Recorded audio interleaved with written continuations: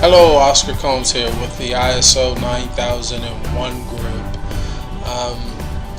Today I wanted to give you some information about one of the hottest topics in quality right now is the ISO 9001 2015 revision. And so we've created a series of vid articles that we will endeavor to give you a bit more information to kind of help you, give you tips, give you some guidance to help you along your 2015 transitional journey. These are what we call vid articles. This is vid article 1. A vid article is a phrase that we've coined here at the ISO 9001 group. So as opposed to writing you a 10-page article, we choose to engage you a bit more and just give you some information that you can take with you in form of a video. So hence the term vid article. Alright, so let's jump right into the overview changes here. Tell you a little bit more about myself. Again, like I said, I'm Oscar Combs, senior consultant here. I have 21 years of experience, over 1,000 audit hours, 100% client certification rate. That's very important. And I've assisted helping organizations get certified, 16 sites in 1 year. If you guys have pursued certification, you know how difficult it is to get one site certified in 1 year. So I was able to do that, 16 sites in 1 year. So I tell you this because I want you to know that of course I know a little bit about quality management systems, and so in these vid articles I want you to know that this information is coming with credibility. Okay, so let's jump into the side-by-side look of ISO 9001 2008 to the left, and to the right ISO 9001 2015. So let's jump right into it. The first thing that we talk about here in the 2015 changes is that there is no requirement to align your company's system, keyword, your company's system, to the ISO standard. There never was a requirement to do that, but many organizations ended up doing that anyway.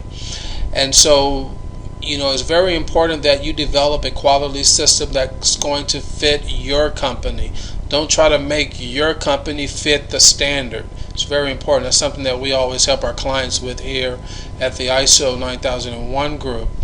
And so what we're talking about is where organizations would literally take the text of the standard, replace it with their company's name, and then they felt like they had a quality manual. So just to make it very clear, the standard tells us what we have to do. The quality manual of your company tells you how you meet those requirements. Okay, it's very different. And we'll talk about the quality manual here in a bit. I know some of you guys, we don't need a quality manual. We'll talk about that here in a bit. The 2015 standard includes services, always has, but not explicitly. But now it clearly has services in the standard. In 2008, you did not see the term services in the standard. So that's very important because we all know we have product and service companies. Moving on to the next topic, management representative. You guys know who that is. That's you probably, right? The person that's watching this video is probably a management representative. Someone who basically takes on the ownership of the quality system in your companies, making sure it's working perfectly, right? When problems happen, who do they come and talk to? They come and talk to the management system representative. Okay, so we need to share that pain, right? It shouldn't just be one person responsible for the quality management system. Quality is not a department. Quality is a culture in your companies. So there is no requirement for a single representative. So get those other departments involved in the quality system. The next section, our quality manual. Okay, a lot of people, we don't need a quality manual. Let's throw it away. Let's go have a quality manual burning party. You guys remember when they burned all the disco records back in the day in the 70s? Don't do that with your quality manual, okay? Keep your quality manual. The 2015 standard simply says, or doesn't say, that there is a requirement for a quality manual, and it doesn't say that there is no requirement for a quality manual. So if you have a quality manual, I believe it's just good sense to keep it. Just revise it what you have, okay? Quality manual is good. It's a good navigational tool. It helps people that come into your organization. It helps people within your organization to cross-reference back to the standard. So keep it.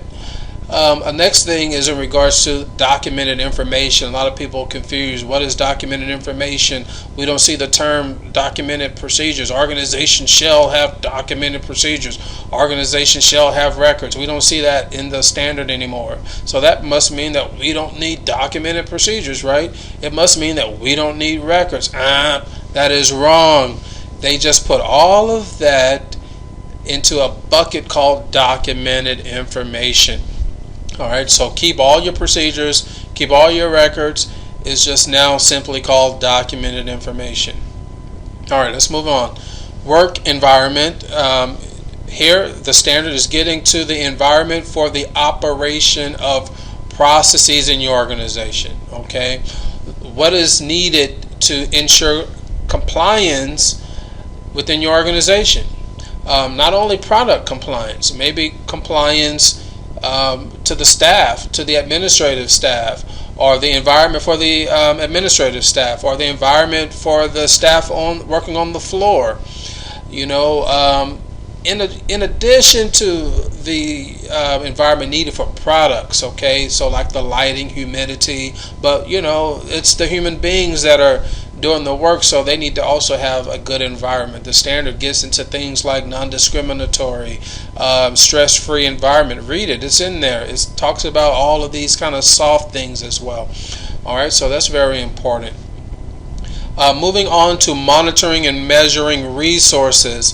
There's other things that measure things beyond equipment, right? So the standard is lumping all of these things into monitoring and measuring resources that the organization may have or may need to ensure compliance. Okay. Purchase product has changed to externally provided products and services. It's just basically suppliers of products and services, as opposed to 2008. It just only talked about purchase product. Okay. Here it talks about externally provided products and services. Moving on to the next item here, it just simply changed supplier to external provider. That's really a pretty straightforward change. There's really no explanation needed. It's just semantic in nature necessarily. Let's move on to, let me just say this. As external provider could also be a customer as well, right? A customer can provide you something, and that's outside of your organization, so that would be external. So I guess there's a little more to that than just a name change, but primarily a name change. Moving on to our next hot topic is, we don't have preventive actions anymore. That is true. Preventive actions have gone away in the 2015 standard. It's been replaced by what they're calling risk-based thinking and opportunities. Risk-based thinking. Hey guys, we want you to do more than just think about risk, right? I want you to do more than think about it. I want you to take action. So the action that you take in regards to your risk, that's the preventive action. So they've gotten rid of the term preventive action. Commitment and leadership. So in 2015, it's called top management commitment and leadership. In 2008, it was just commitment. And you guys know people can be committed without showing leadership, right? People do it all the time. They provide you with budget. They provide you with personnel, but sometimes your management doesn't actually do what the quality system says, or they don't lead by example, or they don't demonstrate good practice in their own decision making when it comes to quality, good discipline when it comes to quality. So that's what we're talking about. The management people, they watch what you do more than they hear what you say. All right, so it's very important for your top management in your company to demonstrate leadership, not only commitment. Let's move on to quality objectives. Remember, in 2008, quality objectives shall be measurable. Well, they still have to be measurable, but now the 2015 standard wants you to put in plans on how you're going to achieve those objectives. Who's going to do it? When will it be done? How will it be done? These types of things, beyond just writing down some objectives. Let's talk about how we're going to achieve those objectives. In 2015, we see the introduction of what we know as MOC, or Management of Change. How do you manage change within your organization? A lot of change happens every day in companies. People change, suppliers change, equipment change. All of these things that are going on in the company that, if they're not managed properly, it will have a negative impact on the organization. Processes change, procedures change. All these things, they must be managed properly. A lot of times organizations just let change happen, but they don't manage the change. So that's what we're talking about here. The next one, and the last one, is in regards to non-conforming process outputs. I love this one because what we need to realize is that processes produce product.